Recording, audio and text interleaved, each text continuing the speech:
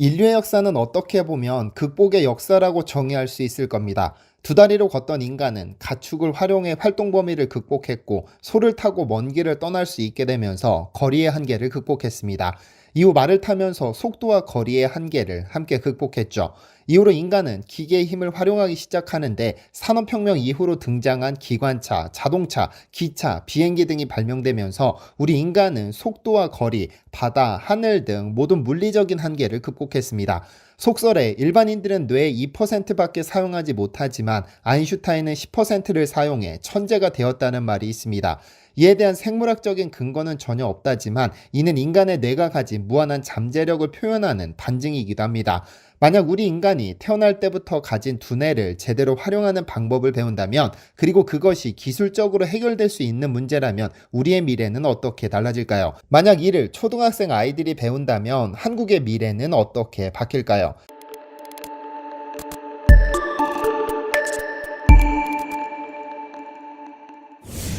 안녕하세요, 디스멘터리입니다. 한국인은 대단한 지적 능력이 있고 예리할 뿐 아니라 탐구력도 갖춘 위대한 가능성을 가진 나라이다. 내가 볼 때 한국인은 길이길이 행복하고 번영할 민족임에 틀림없다. 이 말은 1800년대 후반 조선을 방문한 한 영국인이 3년 동안 조선인을 관찰하고 내린 결론입니다. 바로 영국인 이사벨라 버드 비숍입니다. 1894년 3월 1일 부산을 통해 조선에 도착한 그녀는 일찍이 전 세계 곳곳을 다니며 7권의 저서를 썼던 덕분에 이제 막 개방된 조선의 모든 것을 관찰했습니다. 특히 그녀가 관심 있게 본 것은 조선인들과 그들의 문화였는데, 그 모든 것을 관찰한 후 섬세한 필력으로 조선과 그 이웃나라들이라는 책으로 발간했습니다.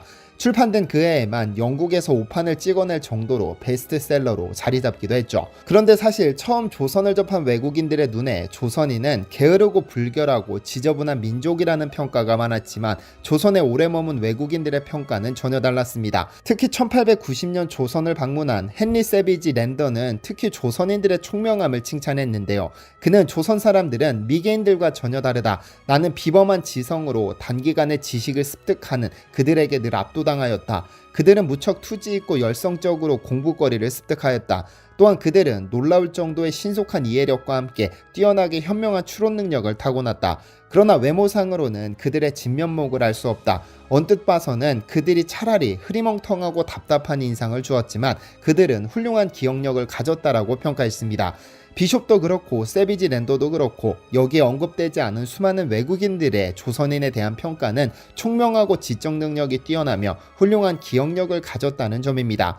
그런데 우리는 여기서 지적 능력이 뛰어나다는 점에 주목할 필요가 있습니다. 왜냐하면 보통 우리가 지적 능력이 뛰어나다고 평가하는 것은 그가 과거에 배운 것을 잊지 않고 현재의 지식과 융합시켜 새로운 아웃풋을 만들어내는 경우에 흔히 사용하는 표현인데, 조선인들이 그만큼 훌륭한 기억력을 가졌다는 의미가 됩니다. 그래서 배운 것을 투지 있고 열성적으로 공부해 단기간에 지식을 습득한다는 평가가 내려지는 것이죠. 보통 조선시대 교육이라는 단어를 제시하면 떠오르는 이미지는 서당입니다. 훈장님 앞으로 아이들이 줄지어 앉아 하늘천 따지 거물현 누를황으로 시작되는 천자문을 소리내어 외우는 모습이 떠오르는데, 어릴 적부터 습관이 된 이 교육 방식은 무엇인가를 외우기에 최고의 방식입니다.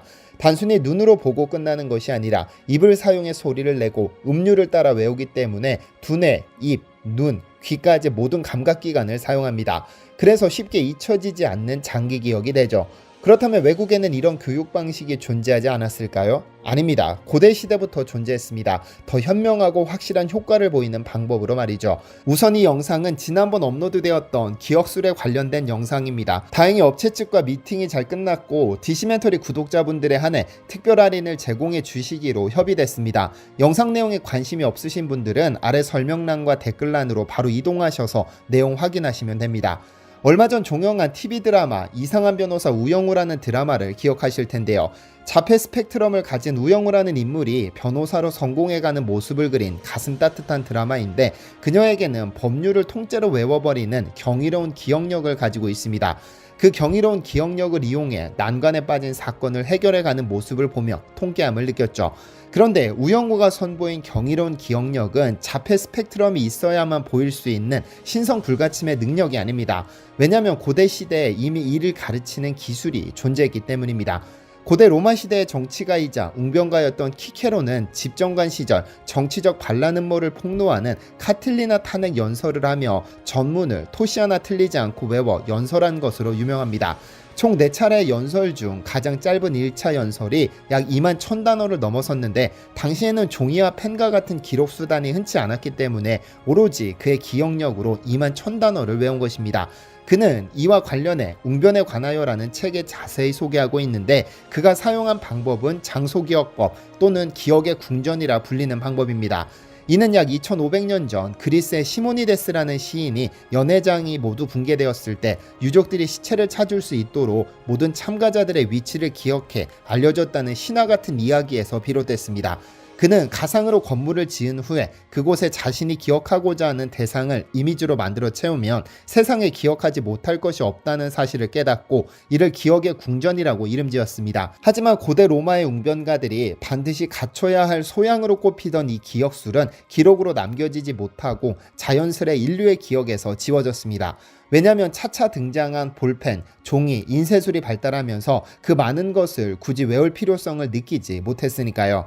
그렇게 인류의 기억에서 사라진 기억술은 최근 40-50년 사이에 주목받기 시작했는데 연구 결과에 따르면 특별한 기억력을 가진 이들의 뇌 영상을 분석해보면 그들의 지능과 뇌 구조는 일반인과 다를 것이 없다고 합니다. 다만 그들은 기억을 떠올릴 때 뇌의 특정 부위를 활발히 사용하는데 이 부위는 시각 처리 정보나 공간 학습이 이루어지는 동안 특히 활성화되는 것으로 알려진 뇌 영역입니다. 여기부터 투비전 유료 광고입니다. 광고를 원치 않으시는 분들은 영상을 종료하셔도 좋습니다. 사실 위에서 인간은 2%의 뇌밖에 활용하지 못한다는 말은 속설에 불과합니다. 만약 이것이 사실이라면 뇌 98%가 손상되어도 뇌의 성능에 전혀 영향을 미치지 않아야 하지만 실제로는 그렇지 않죠.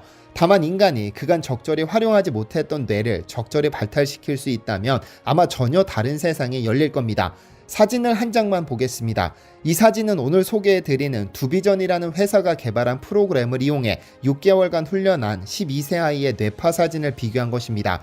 그래프에서 보이는 분홍색부터 연두색 부분은 세타파 영역으로 이는 정보 처리 속도가 느리며 잠에 들거나 잠에서 깰 때 집중력이 흐트러지고 산만한 경우, 예민하고 스트레스가 있는 경우 많이 발견되는 뇌파입니다. 그리고 남색 부분은 저베타파 영역으로 이 부분이 많을수록 안정되고 집중력이 높은 상태로 볼 수 있는데 이 영역이 많을수록 차분한 상태에서 집중력이 높아지고 정보 처리 속도가 빨라집니다.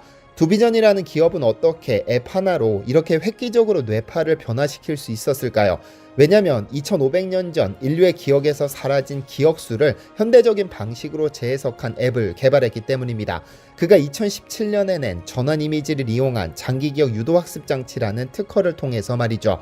김양수 대표가 뇌교육에 관심을 갖게 된 것은 지독한 애국심 때문입니다. 원래 제 채널의 구독자이기도 했던 그는 어떻게 하면 한국이 인류 국가로 성장할 수 있을까를 고민하면서 그 해답을 아이들에게서 찾았습니다. 한국인 아이들이 외국의 아이들보다 더 뛰어난 두뇌를 가지고 성장한다면 궁극적으로 그 아이들이 성인이 되었을 때 한국의 위상은 분명 달라져 있을 테니까요. 그리고 그는 아이들이 스트레스 없이 현명하게 두뇌를 활용할 수 있으면 좋겠다는 생각에 수천 건의 연구 논문 및 서적, 뇌교육 자료들을 통해 천재들의 탁월한 기억력이 체계적으로 배워서 활용할 수 있는 기술이라는 사실을 알게 됐습니다.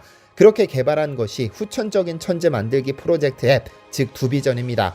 이 기술은 위에서 언급된 키케로가 2만 1000단어를 한 번에 외워서 연설했을 때 사용했던 방식과 동일한 기술로 영재들만 사용하는 이미지 전환 기술이라는 특수 영역을 활용하는 것입니다. 신성 불가침의 영역이 아니라 기술적으로 접근하면 보통 사람들도 이를 체계적으로 배우고 익혀서 활용할 수 있는 것이죠. 무엇보다 이 기술의 장점은 특히 아이들의 잠재력을 깨울 수 있습니다.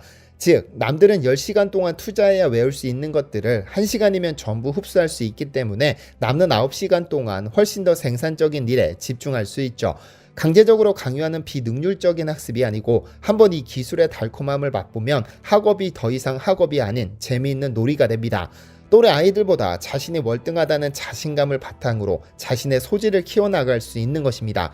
하지만 김양수 대표는 말합니다. 무해 상태에서 기억력은 외부적으로 현격한 차이가 쉽게 드러나므로 이를 비교하지만 실제로 기억력을 너무 강조하다 보면 철진한 주입식 교육 방법처럼 암기를 잘하는 단순한 기교나 마술 정도로 생각하게 된다. 두비전은 평범한 보통 사람도 잠재된 내 능력을 깨우고 훈련을 통해 누구나 영재 내의 소유자가 될 수 있다는 것을 객관적으로 입증해 초등학생부터 70대 노인까지 누구나 주체적으로 참여하고 스스로 발전해가는 것을 목표로 한다고 강조합니다.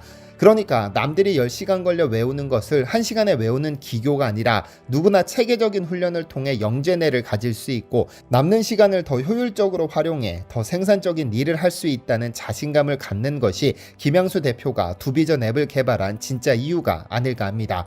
그리고 이 앱은 초등학생뿐 아니라 성인, 중장년까지 누구나 활용할 수 있고 그 목적이 단순히 영재뇌를 갖는 것에서 그치지 않고 뇌 흐림 개선, 업무 처리 능력 향상, 치매 예방 등 다양한 효과를 얻을 수 있습니다.